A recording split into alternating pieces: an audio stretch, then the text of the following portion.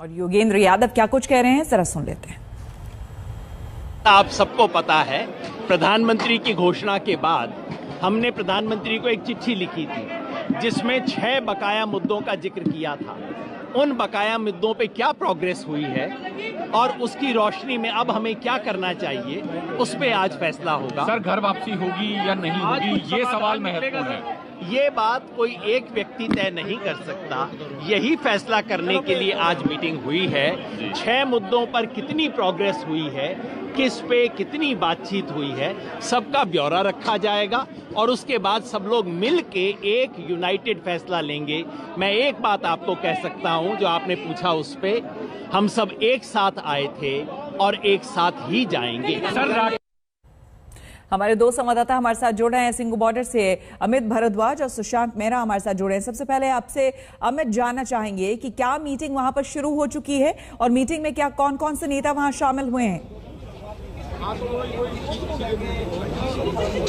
जी देखिए, अब से कुछ ही देर में जो संयुक्त किसान मोर्चा की फुल बॉडी मीटिंग है, यानी कि तमाम संगठन देश भर के जो संयुक्त किसान मोर्चा के साथ एसोसिएटेड हैं पिछले 1 साल से, उनकी मीटिंग अब से कुछ देर में शुरू हो जाएगी। इस मीटिंग में डॉक्टर दर्शन पाल, योगेंद्र यादव, राकेश टिकैत जैसे बड़े नाम भी हैं, लेकिन अलग अलग राज्यों से, महाराष्ट्र से, केरल से और सदर्न स्टेट से भी किसान नेता आए हैं। और कहीं ना कहीं कोशिश यही है कि एमएसपी को लेके एक कंसेंसस डेवलप किया जाए और जो 5 नाम भेजे जाने हैं सरकार को, उन 5 नामों पे भी आज फुल बॉडी मीटिंग में मुहर लगा दी जाए, ताकि आधिकारिक रूप से संयुक्त किसान मोर्चा अपनी तरफ से ये नाम भेज दे। एक और अहम बात ये है कि आज संयुक्त किसान मोर्चा ने ये कहा, डॉक्टर दर्शन पाल ने कहा है कि सरकार ने पार्लियामेंट में कहा था कि उनके पास कोई डेटा नहीं है उन किसानों का जिनकी मौत हुई है इस आंदोलन के दौरान। तो डॉक्टर दर्शन पाल का कहना है कि संयुक्त किसान मोर्चा ने अपनी तरफ से कृषि मंत्रालय को पूरा ब्यौरा, लिस्ट, 702 किसानों का लिस्ट भेज दिया है जिनकी मौत हुई है इस किसान आंदोलन के दौरान,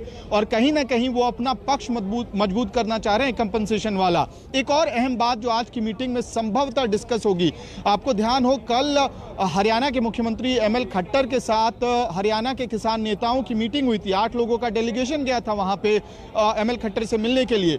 वो मीटिंग इनकंक्लूसिव रही थी, लेकिन हमारे सोर्सेज बहुत क्लियरली कह रहे हैं कि हरियाणा सरकार ने इन प्रिंसिपल अग्री कर लिया था केसेस के विड्रॉल को लेके। ध्यान हो कि हरियाणा में लगभग 50,000 केसेस पेंडिंग है किसानों पे जी, जो इस किसान आंदोलन के दौरान रजिस्टर हुए थे।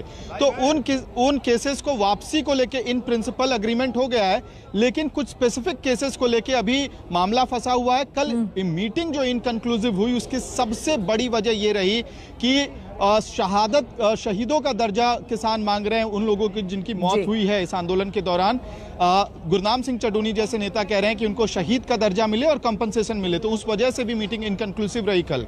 बिल्कुल, तो इस मसले पे भी आज की फुल बॉडी मीटिंग जो है, बिल्कुल ऐसे कई मुद्दे हैं जिस पर चर्चा होनी है। सुशांत भी हमारे साथ लगातार बने हुए हैं। सुशांत, आपकी कई रिपोर्ट्स आ रही है सुबह से, ये बताइए, किसान वहां पर बैठे हुए हैं, लगातार नारेबाजी कर रहे हैं और दूसरी तरफ जो है योगेंद्र यादव जैसे नेता अब वहां पर बैठक में शामिल हो रहे हैं और बातचीत की बात कर रहे हैं। तो क्या वहां से ये आवाज भी आ सकती है, क्या इस तरह की बात भी हो सकती है कि फिलहाल इस आंदोलन को यहां पर विराम दिया जाए और आगे के लिए किसी कमेटी के गठन की बात, या फिर सरकार ने जो कमेटी बनाई है उस पर विश्वास करने की बात, इस तरह की बात कुछ हो सकती है? देखिए, आज से 2 दिन पहले जब पंजाब के किसानों की बैठक हुई थी तो उसके अंदर ये कई सारे संगठन जो थे, जत्थेदार थे, उनकी तरफ से ये कहा गया था कि अगर सरकार कमेटी बनाने के लिए राजी है तो हो सकता है कि आंदोलन जो है वो खत्म कर लेना चाहिए। लेकिन उसमें भी मीटिंग के अंदर अगर कहा जाए तो जो विरोधाभास था वो बना रहा था और ऐसे में आज एक बार फिर से 4 तारीख को बैठक जो है बुलाई गई। आज हरियाणा के किसानों की जो है वो बैठक हुई। अब ये दोनों ही बैठक में जो फैसले लिए गए थे उसका फैसला संयुक्त किसान मोर्चा जो है वो अंदर लेगा। मेरे पीछे आप तस्वीरें देखेंगे कि यहाँ पर संयुक्त किसान मोर्चा की जो है वो बैठक अब से थोड़ी देर के अंदर जो है वो शुरू हो जाएगी। तमाम जो किसान लीडर्स हैं वो तमाम यहाँ पर पहुंच चुके हैं। राकेश टिकैत हो, योगेंद्र यादव हो, इसके अलावा तमाम सुशांत और अमित, आप दोनों नजर बनाए रखें, आपसे और हम जानकारी लेंगे। हम सीधे आपको ले चलते देहरादून, जहाँ पर प्रधानमंत्री नरेंद्र मोदी पहुंच चुके हैं। 16 किलोमीटर भाग उत्तर प्रदेश राज्य में एवं 4 किलोमीटर भाग उत्तराखंड राज्य में है। तो ये तस्वीरें आपको हम सीधे देहरादून की दिखा रहे हैं, जहां पर प्रधानमंत्री नरेंद्र मोदी पहुंच चुके हैं। और यहां पर आपको बता दें कि कई परियोजनाएं हैं, जिसका शिलान्यास भी करेंगे, उद्घाटन भी करेंगे प्रधानमंत्री नरेंद्र मोदी। उत्तराखंड चुनाव से पहले प्रधानमंत्री की ये बड़ी सौगात होने वाली है उत्तराखंड राज्य को, जहां पर 18,000 करोड़ की परियोजनाओं का शिलान्यास प्रधानमंत्री करने वाले हैं। दिल्ली से देहरादून तक एक आर्थिक कॉरिडोर बनाया जाएगा और महज 2.5 घंटे में लोग दिल्ली से देहरादून पहुंच सकेंगे। तो मिशन उत्तराखंड पर प्रधानमंत्री नरेंद्र मोदी पहुंच चुके हैं। एक शॉर्ट फिल्म डॉक्यूमेंट्री यहां पर बनाई गई है, जो कि आप अपने स्क्रीन पर देख रहे हैं, जो कि प्रधानमंत्री को दिखाया जा रहा है।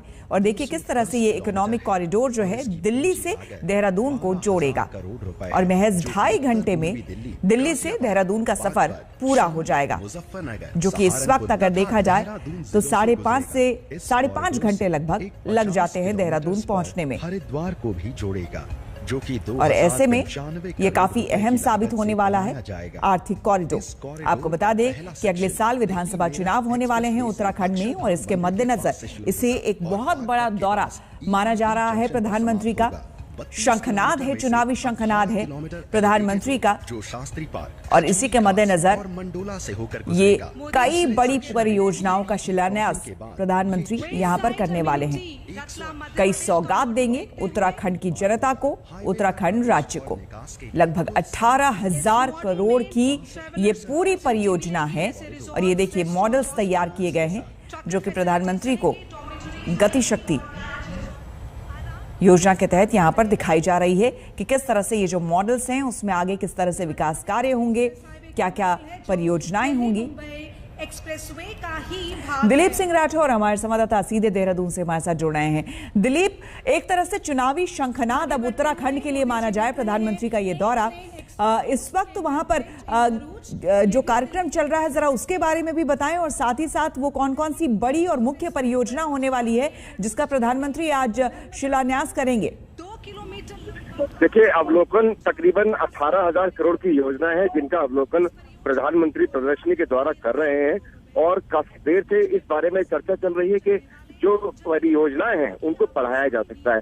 गौरतलब है कि जिस तरीके से रोड्स का मैप एक तरीके से तैयार हुआ था उत्तराखंड के लिए, उसी को आगे बढ़ाने के लिए, उसी को आगे और विकसित करने के लिए ये परियोजनाओं का शुभारंभ किया जा रहा है। यहाँ की अगर हम बात करें, जिस तरीके से मैदान, परेड ग्राउंड मैदान, क्योंकि ब्रिटिश टाइम से ही बड़ा महत्वपूर्ण रहा है ये मैदान, और इसी मैदान में प्रधानमंत्री ने 2014 में जब रैली की थी तो उसी से उद्घोष हुआ था और यहाँ करीबन 20,000 के करीब की भीड़ प्रधानमंत्री के इस कार्यक्रम में उपस्थित है।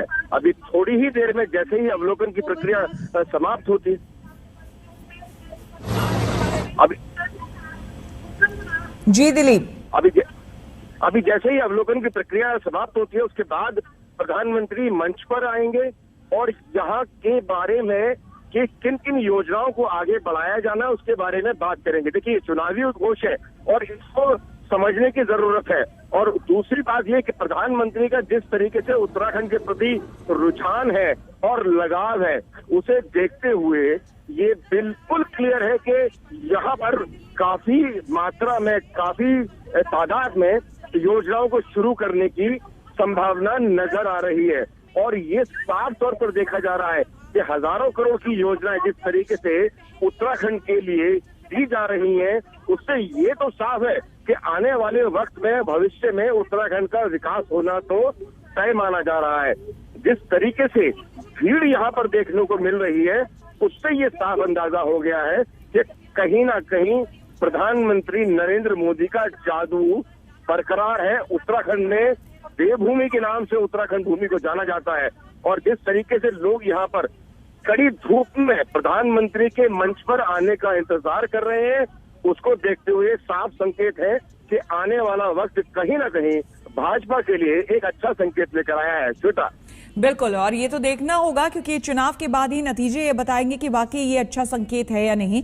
लेकिन जहां तक देवभूमि की बात की जाए, उत्तराखंड को देवभूमि कहते हैं और जाहिर सी बात है प्रधानमंत्री नरेंद्र मोदी जितने आध्यात्मिक हैं, जिस तरह से उनकी केदारनाथ की यात्रा और वहां पर पुनर्निर्माण कार्य जो हुआ है वो भी काबिले तारीफ है और इसकी सराहना हर कोई करता है। साथ ही साथ 4 धाम यात्रा, तमाम तरह की परियोजनाएं यहाँ पर दिलीप है जिसको पहले से ही चल रही है, क्योंकि मुख्यमंत्री धामी से कुछ दिनों पहले जब मेरी बातचीत हुई थी, उसमें उन्होंने कहा था कि देखिए मेरे पास वक्त अभी कम है और फोकस यही है कि पहले से ही जो परियोजनाएं हैं उसको आगे बढ़ाना, उसको गति देना, वो हमारा मुख्य लक्ष्य है।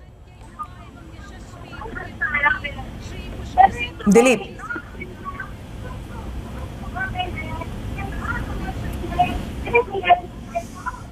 तो दिलीप सिंह राठौर हमारे संवाददाता, हम उनसे फिर कनेक्ट होने की कोशिश करेंगे, लेकिन इस बीच आपको दो तस्वीरें दिखा रहे हैं। मंच जो है पूरी तरह से सजकर तैयार हो चुका है प्रधानमंत्री नरेंद्र मोदी के स्वागत के लिए, और दूसरी तरफ ये देखिए हजारों की भीड़ यहाँ पर उत्तराखंड के लोगों की।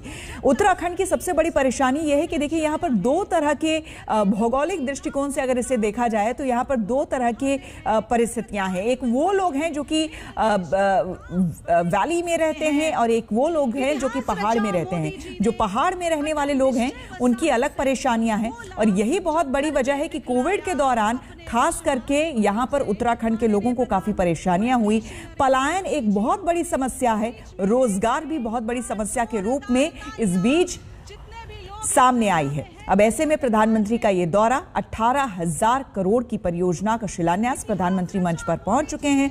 पुष्कर सिंह धामी जो कि यहाँ के नए नवेले मुख्यमंत्री हैं, वो भी यहाँ पर मौजूद है, और तमाम वायदों के बीच जनता क्या वाकई प्रधानमंत्री पर या फिर इस सरकार पर कितना विश्वास करती है, ये तो चुनाव में देखने को मिलेगा। लेकिन फिलहाल तमाम वायदों के साथ प्रधानमंत्री यहां पर पहुंचे हैं और देवभूमि को और उत्कृष्ट बनाने की कोशिश यहां पर की जा रही है। तमाम ये जो लोगों की भीड़ है वो कम से कम इस वक्त तो यही बता रही है कि लोग सुनना चाह रहे हैं प्रधानमंत्री को। दर्शक अभिभूत है माननीय प्रधानमंत्री जी को अपने बीच में आज पाके मैं अनुरोध करना। और आइए एक नजर डाल लेते हैं इस वक्त की हेडलाइंस पर।